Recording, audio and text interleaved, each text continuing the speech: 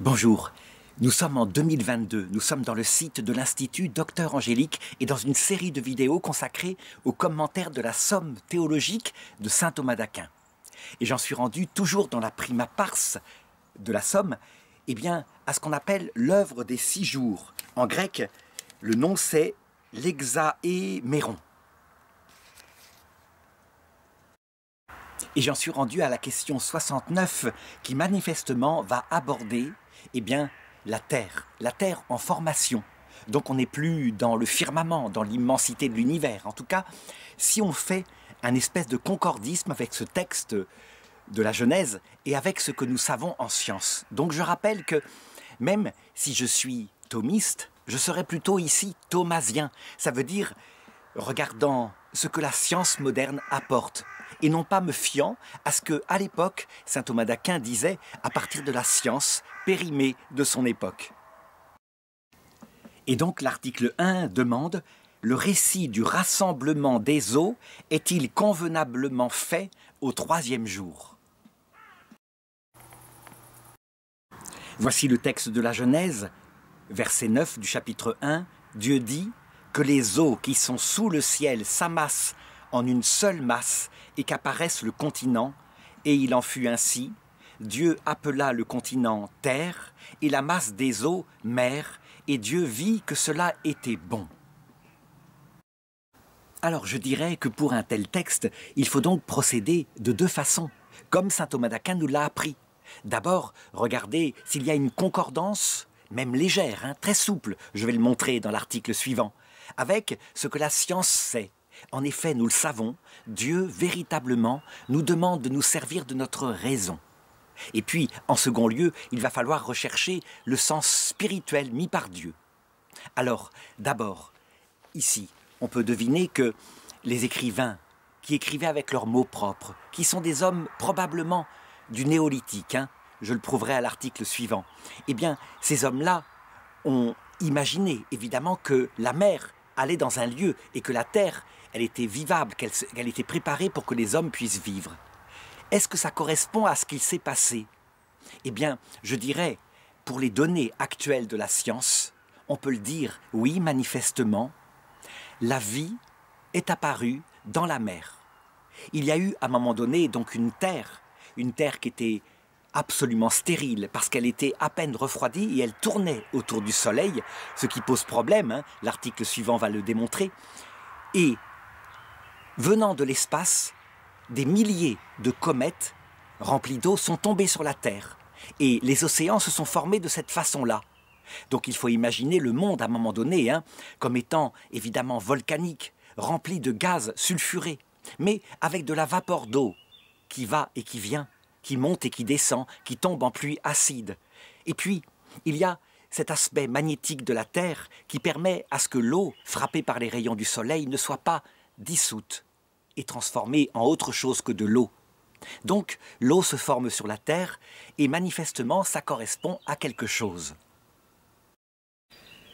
Comment est-ce qu'on sait que la vie est très probablement apparue dans ces océans primitifs, ces océans qui ne sont pas de l'eau salée comme maintenant, mais de l'eau plutôt acide, dont on ne connaît pas exactement la composition, quoique on la retrouve, ne serait-ce que par des roches volcaniques où elle a pu être emprisonnée à l'époque. Comment est-ce qu'on le sait? C'est à partir de plusieurs sciences qui se correspondent, et en particulier la paléontologie, qui permet de regarder des minéraux datant de cette époque, cette première époque de la Terre. Alors, maintenant, dans un second sens, un sens spirituel, on peut dire que, à cette étape-là de la vie, qui est-ce qui présidait pour préparer la Terre, qu'elle soit exactement dans les conditions très précises pour que puissent apparaître et survivre les bactéries primitives? Ce sont les ingénieurs de Dieu, les anges.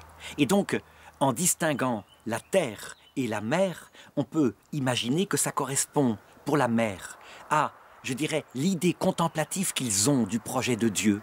Véritablement, ils savent ce que Dieu fait, et ce que Dieu veut, et ils l'appliquent, mais avec leur inventivité. Je l'ai dit, je me détache à peu près de saint Thomas d'Aquin, qui, pour lui, croyait que Dieu leur avait donné, dès le départ, tout, et qu'ils n'avaient rien à apprendre.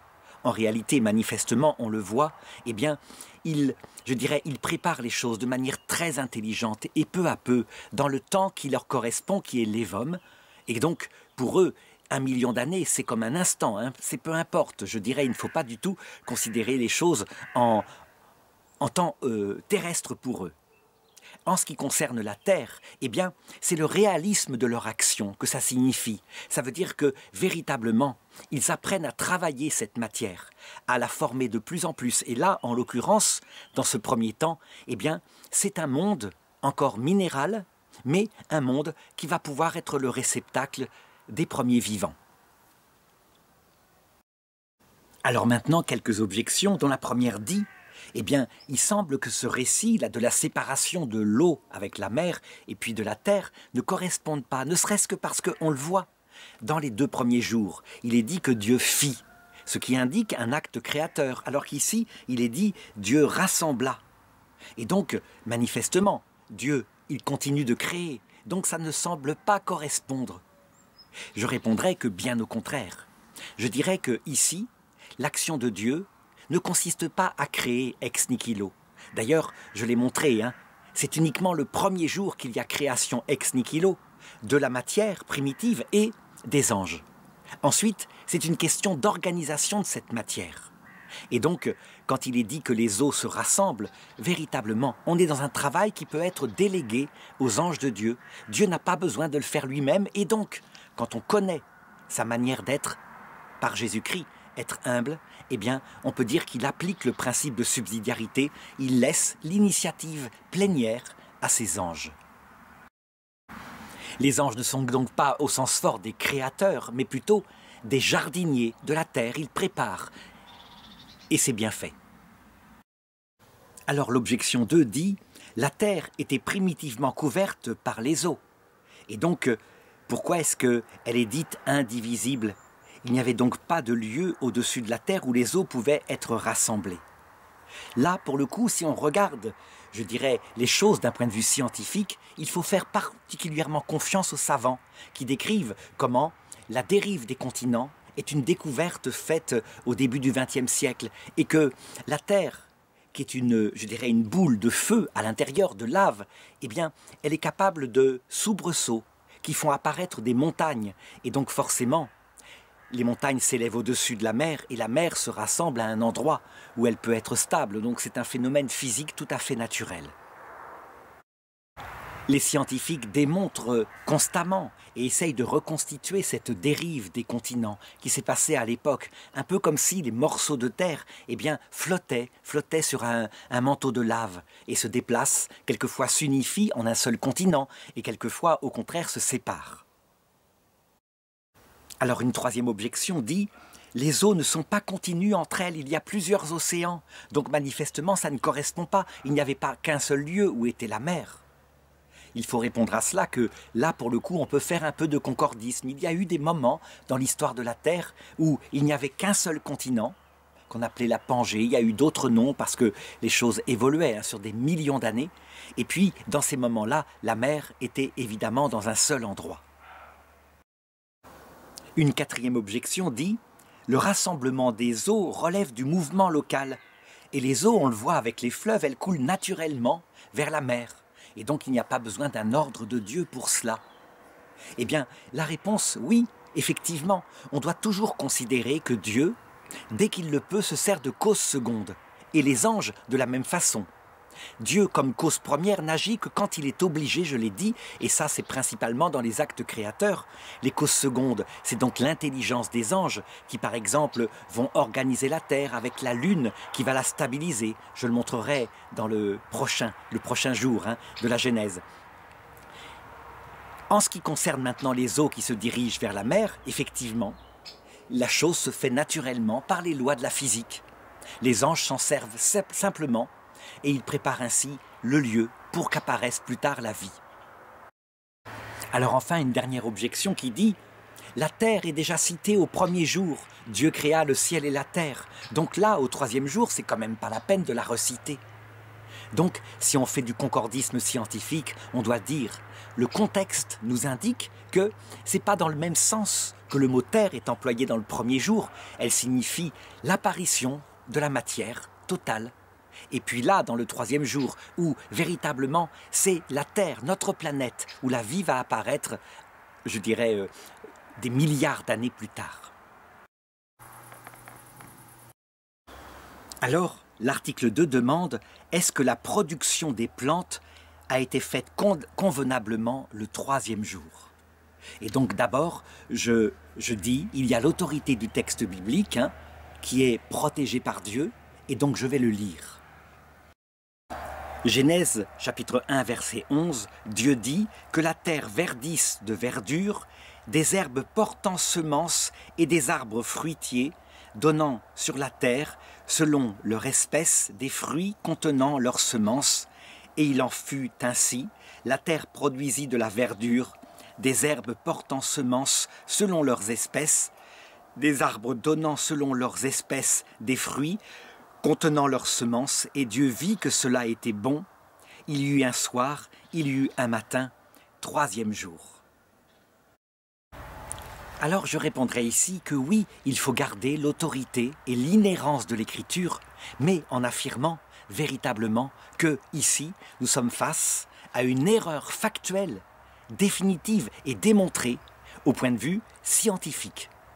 Et donc, il va falloir analyser pourquoi est-ce que Dieu, en se servant d'auteurs humains, a pu laisser quelque chose d'aussi grossier paraître, à savoir que les herbes portant semences, les arbres fruitiers, apparaissent avant le soleil. Et donc, face à quelque chose comme cela qu'il faut admettre, nous sommes catholiques, nous ne sommes pas, par exemple, des théologiens évangéliques qui, eux, diront « Ah non, c'est que la science nous ment, et donc, manifestement, les plantes ont pu apparaître ici. » Et la lumière qui leur donnait leur nourriture, c'était la lumière créée au premier jour. Ils disent cela. Et nous savons très bien que ce n'est absolument pas possible. Que la lumière, je dirais, du Big Bang, c'est la lumière que nous voyons apparaître dans les étoiles. Et donc, les plantes sont incapables de vivre et de produire le fruit avec cette simple lumière qui émane du ciel.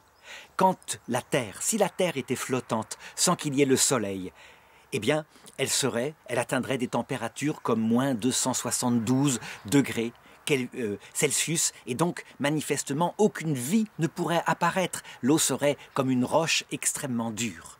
Donc, manifestement, il y a quelque chose qui ne va pas.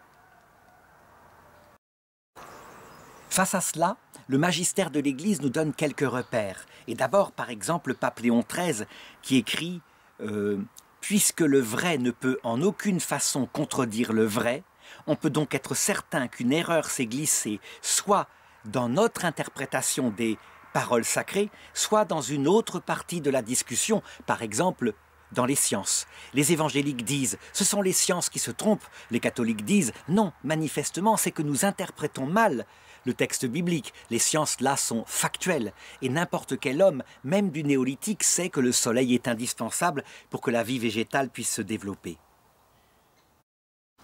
Et donc, nous avons un autre texte qui est du pape Jean-Paul II à propos de l'affaire Galilée. Il écrit le 31 octobre 1992, et il dit ceci. « En réalité, l'Écriture ne s'occupe pas des détails du monde physique, dont la connaissance est confiée à l'expérience et au raisonnement humain. » Donc c'est ce que je disais au départ. Ça veut dire que je me suis prêté parfois à faire tout de même un peu de concordisme avec les données actuelles de la science. Mais en réalité, on le voit ici. J'ai eu bien tort. Il ne faut pas faire cela. Et le pape continue en disant « Il existe deux domaines du savoir, celui qui a sa source dans la révélation et celui que la raison peut découvrir par ses seules forces. » Donc, je dirais ceci. Le texte biblique n'a pas d'erreur. Justement, Dieu a voulu que se glisse une grossière erreur scientifique afin que nous comprenions qu'il n'est pas là pour nous révéler comment est apparu le monde, matériellement, les étapes. Il laisse cela à notre raison.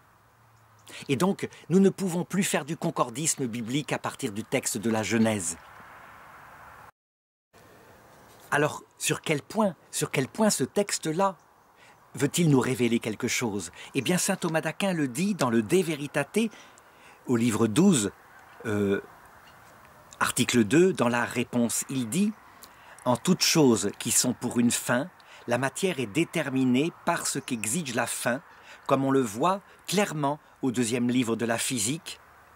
Mais les choses qui ne peuvent concerner le salut sont étrangères à la matière de la prophétie.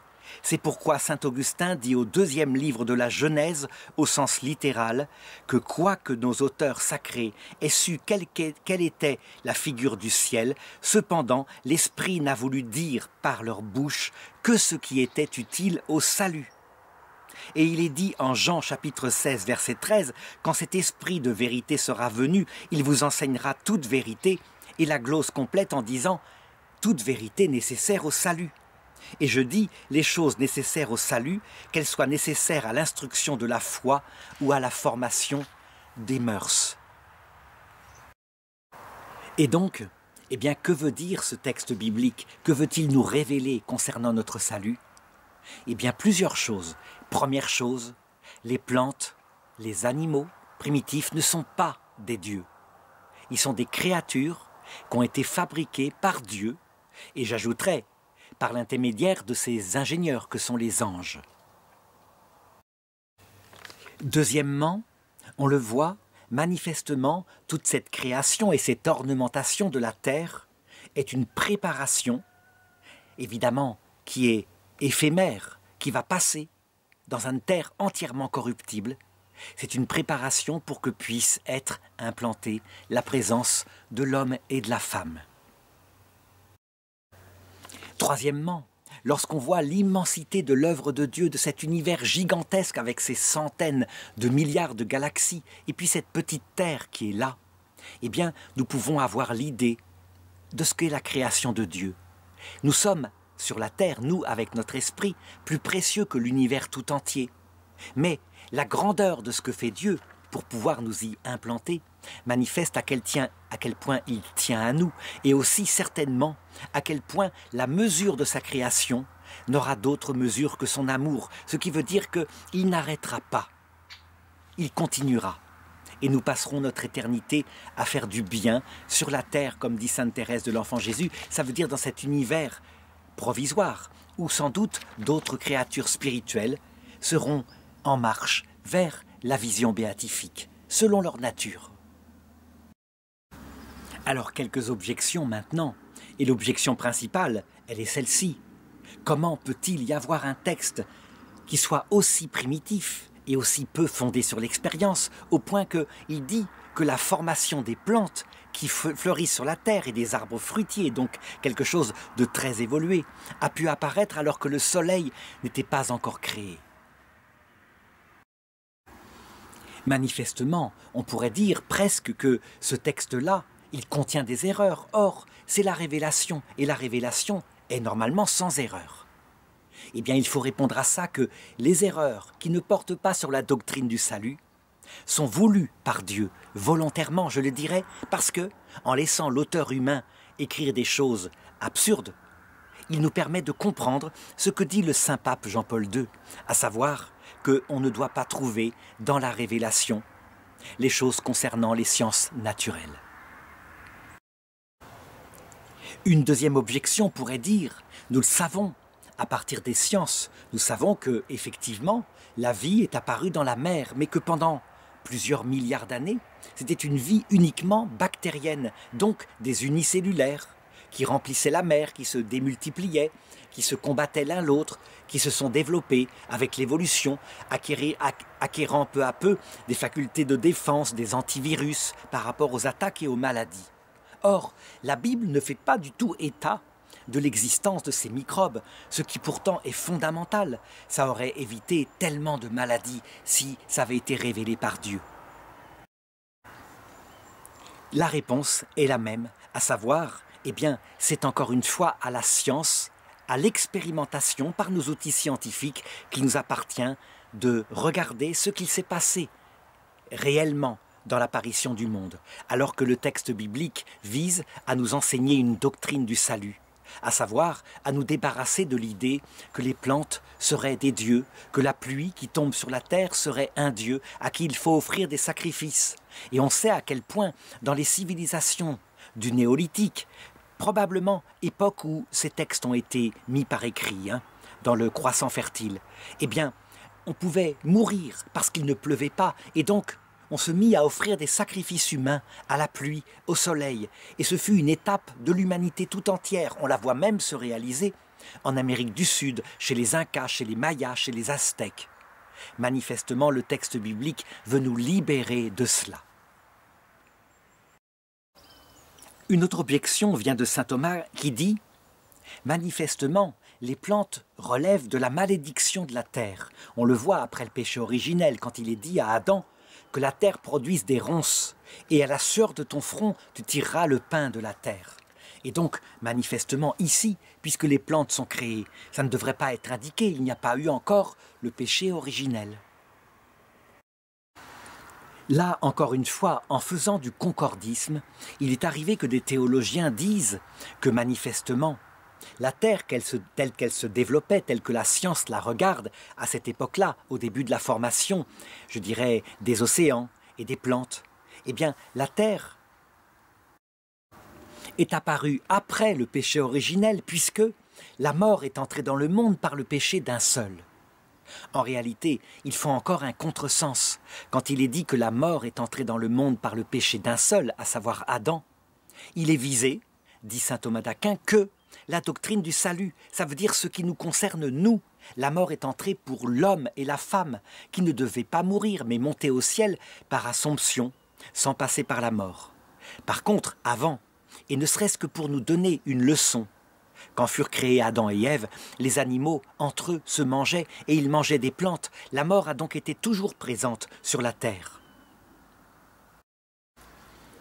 C'était une chose très convenable, ne serait-ce que parce que Adam et Ève étant innocents, il fallait qu'ils voient que Dieu ne parlait pas en vain quand il disait « si vous péchez, vous mourrez », que la mort n'était pas que l'absence de Dieu, mais c'était aussi la mort biologique.